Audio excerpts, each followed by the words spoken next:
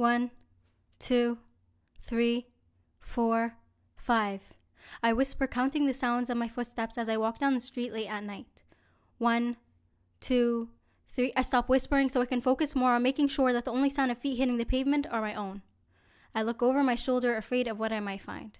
I look over my shoulder, afraid of seeing a shadow other than mine, but all I see are the bright street lights and a second shadow next to mine.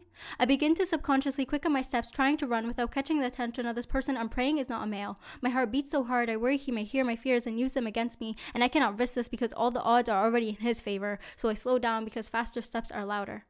I build up enough courage to look over my shoulder once again, and then I realize that the second shadow is mine as well.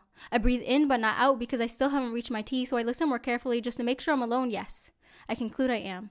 I'm unsure if this is a blessing or a curse, so once again I look over my shoulder, afraid of what I might find. I have been looking over my shoulder for 5 years, since the day I held my best friend tight as she told me she was raped, since the day I started questioning if all people were really human, because how could anyone with any humanity ever commit such a felony? One day I brought up my feelings to a friend and she laughed and said, "But Roua, you dress so modestly, there's no need to worry."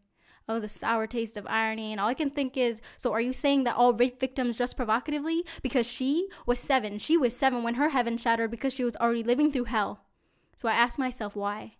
Why? Because we live in a society that chooses to blame the victim when it's easier than finding a solution to the bigger problem. And you may say no, we're living in the 21st century though. We are educated, we are logical, we have morals. So tell me then, why is it that for every article about a rape victim, you will find her age, her level of intoxication, her career, her education, and possibly even an outfit description, as if any one of those things give another person the right to take ownership over her body? We live in a society where women are ashamed of their own bodies, so only 54% of rape victims will ever approach authorities, but as soon as a laptop is stolen, people speak up almost immediately, as if owning an electronic is more important than owning ourselves.